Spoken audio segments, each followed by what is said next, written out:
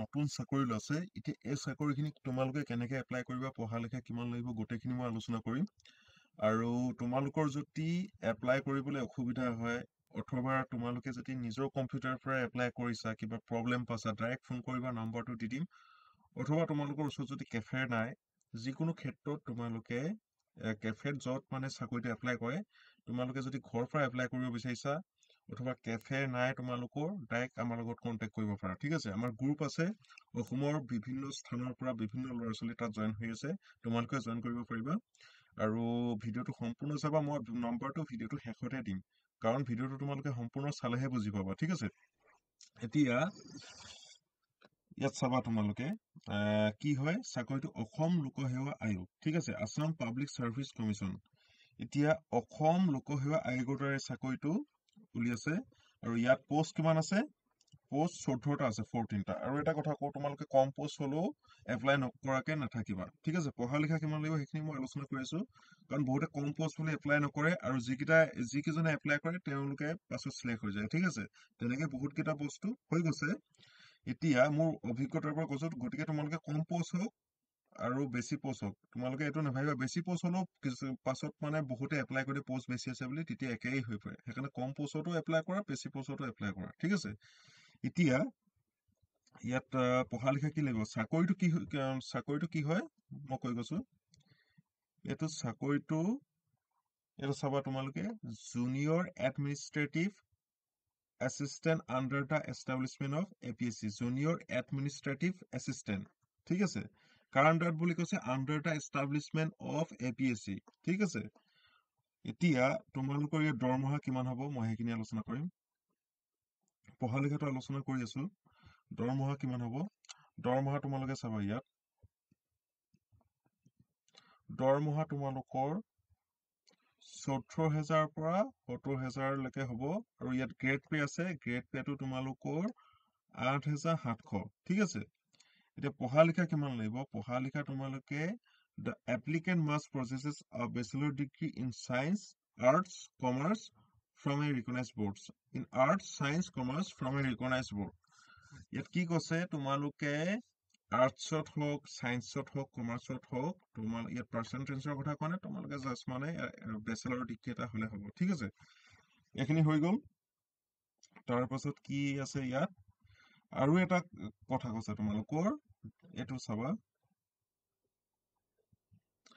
the candidate এইটো তোমালোকে ভালকে চাবা the candidate must possess a minimum 6-month diploma certificate in computer proficiency from a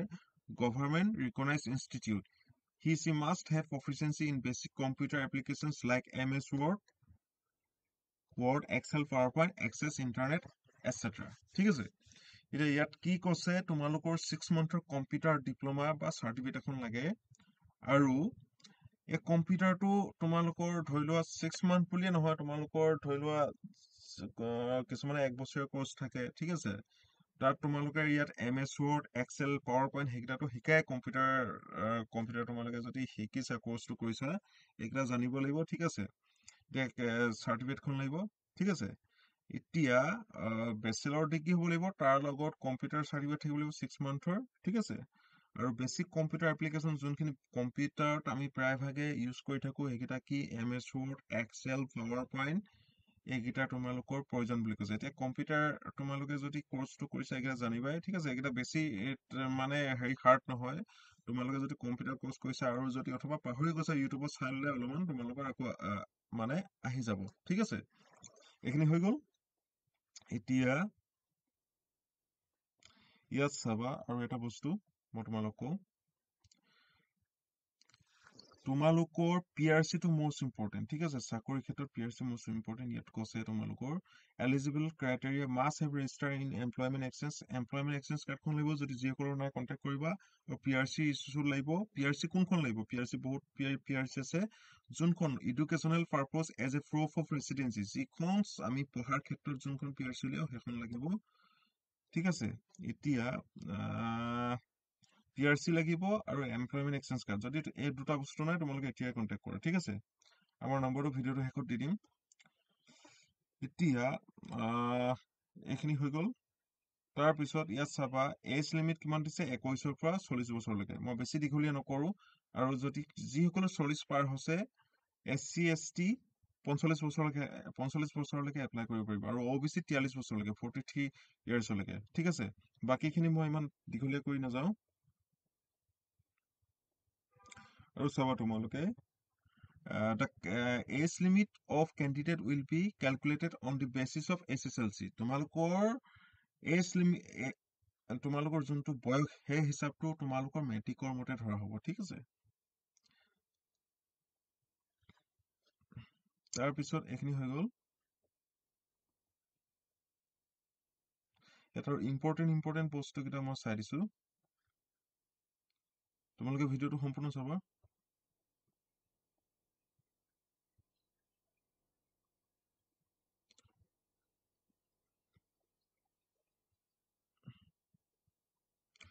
ইয়াত তোমালোকৰ এপ্লাই কৰোতে আৰু এইটোৰ আৰু এটা কথা কৈছে নো অবজেকশ্যন চাৰ্টিফিকেট এখন মই পাছত তোমালোকক বুজাই দিম তোমালোকে ফোন কৰিবা তাৰপিছত বাকী চব ঠিকে আছে ইয়াত তোমালোকৰ কেনেকে এপ্লাই কৰিব লাগিব ষ্টাৰ্টিং ফৰ অনলাইন এপ্লিকেশ্যন 20 তাৰিখৰ পৰা হৈছে ক্লজিং ডেট 9 জানুৱাৰীলৈকে আছে ঠিক আছে লাষ্ট ডেটটো বহুতে লাষ্ট ডেটৰলৈকে থৈ দিয়ে যে টাইম আছে আমি পাছত এপ্লাই কৰিম তেনেকুৱা নকৰিবা লাষ্ট ডেটৰ সময়খিনিত বহুতে যিহেতু লাষ্ট ডেটলৈ বাট চাই থাকে বা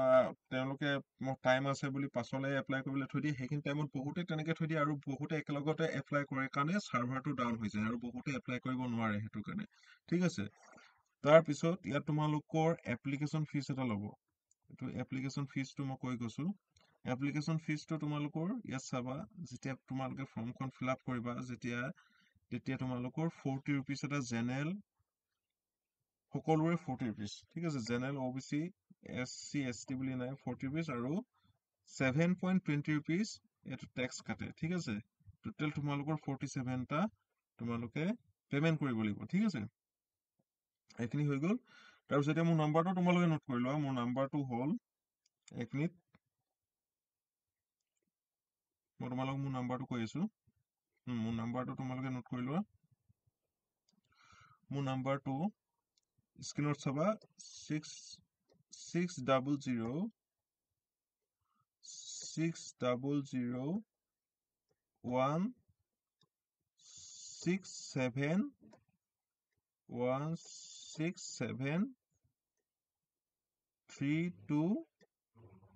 167 ঠিক আছে এই নাম্বাৰটো তোমালোকে হোৱাটছআপ কৰিবা কিন্তু মই ৰিপ্লাইটো 9টা বজাৰ পৰা 5টা বজাৰ ভিতৰতে তোমালোকক দিব পাৰিম বহুতে নাম্বাৰটো পাই ৰাতি 11টা 12টা বজাত ফোন কৰে তেনেকে নকৰিবা এইখিনি টাইমত মোৰ অসুবিধা হয় তোমালোকে 9টা বজাৰ পৰা ৰাতিপুৱা 9টা বজাৰ পৰা গধূলি 5টা বজাৰ ভিতৰত তোমালোকে ফোন কৰিবা ঠিক আছে এইখিনি হৈ গ'ল আৰু তোমালোকৰ কাৰণে এটা ৰিকুৱেষ্ট মই চেনেলটো বেছি ছাবস্ক্ৰাইবাৰ বঢ়োৱা নাই কাৰণ ইমানখন মানুহ কণ্ট্ৰল কৰিবলৈ অসুবিধা হয় এতিয়া তোমালোকৰ অকণমান ছাপোৰ্টৰ প্ৰয়োজন হৈছে কাৰণ তোমালোকে ছাবস্ক্ৰাইব কৰি থৈ যাবা আৰু যিমানখিনি মানে তোমালোকৰ প্ৰব্লেম হয় মই ফোনৰ যোগে